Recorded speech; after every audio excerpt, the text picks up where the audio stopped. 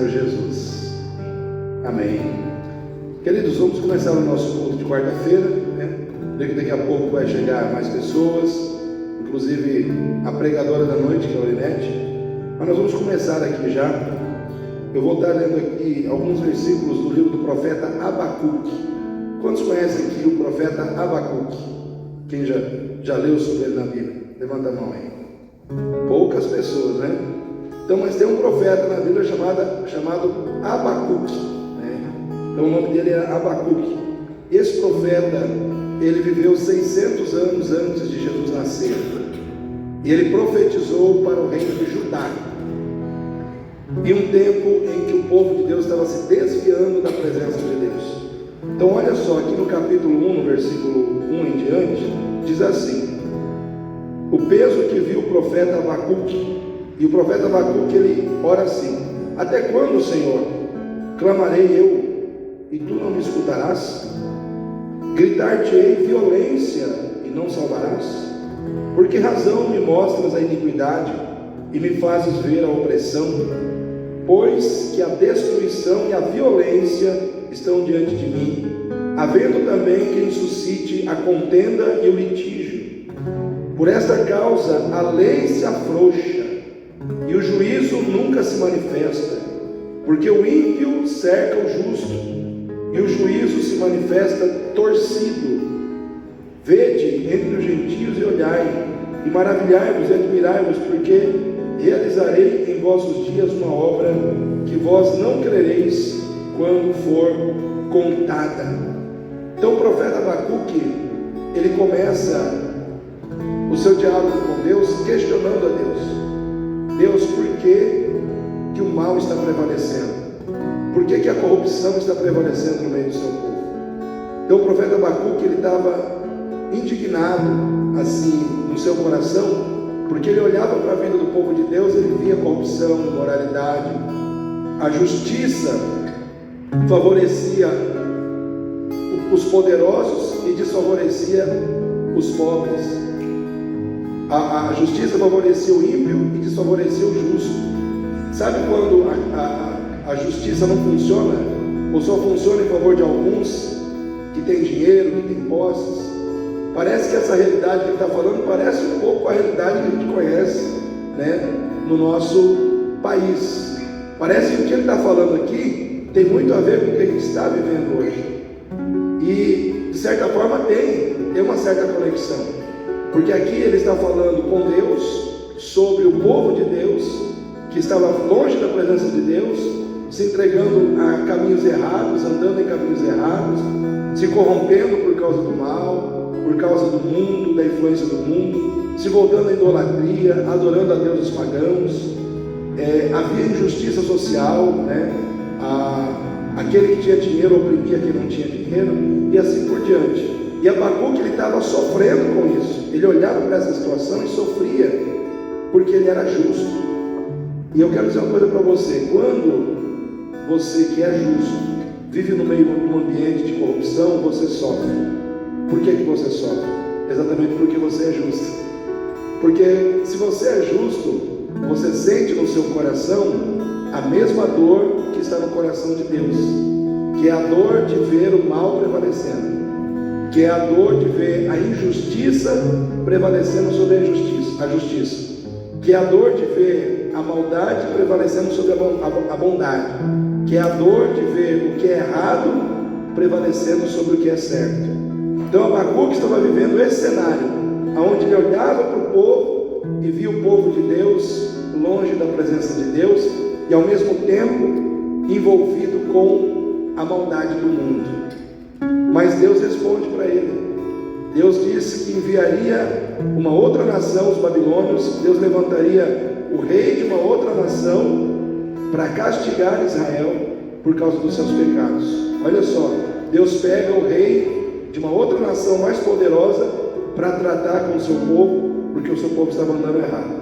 Se fosse hoje, Deus pegaria o presidente de um outro país para interferir na vida do nosso país, vamos dizer assim, por causa dos pecados que nós estamos cometendo. Parece até meio, se a gente começa a analisar essas coisas, né?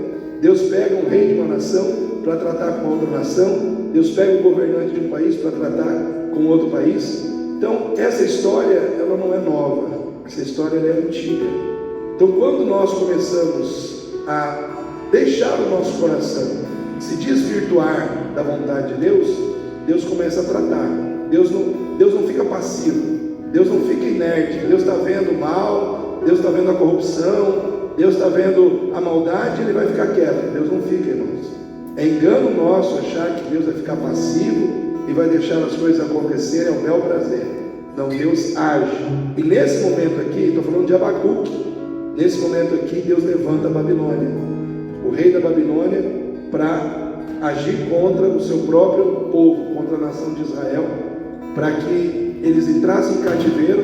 E foi um cativeiro de 70 anos que o povo teve que ficar cativo debaixo do domínio da Babilônia, para poder se arrepender e se curvar diante de Deus. Quando Abacuque contempla tudo isso, ele vê o quê? Ele vê os campos devastados. Porque quando uma guerra acontece, o que acontece no ambiente onde tem a guerra?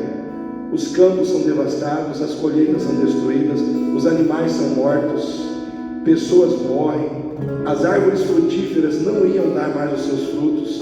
Por isso, lá na frente, no capítulo 3, versículo 17 e 18, Abacuque faz aquela declaração que a gente conhece muito bem: ainda que a figueira não floresça, ainda que o fruto da oliveira minta, ainda que as ovelhas sejam arrebatadas e não haja mais gado no curral, eu todavia me alegrarei e exultarei no Deus da minha salvação. Então Abacuque, ele olha para esse cenário que está se construindo, e ao invés de ele se entregar ao medo, ao invés de ele se entregar a um sentimento de derrota e de fracasso, ele prefere se apoiar em Deus, ele prefere confiar em Deus e dizer: ainda que falte fruto na oliveira, fruto na figueira, não haja gado nos currais, não haja ovelha no pasto, não tenha colheita, eu todavia me alegrarei e exultarei em Deus, porque Ele é o Deus da minha salvação.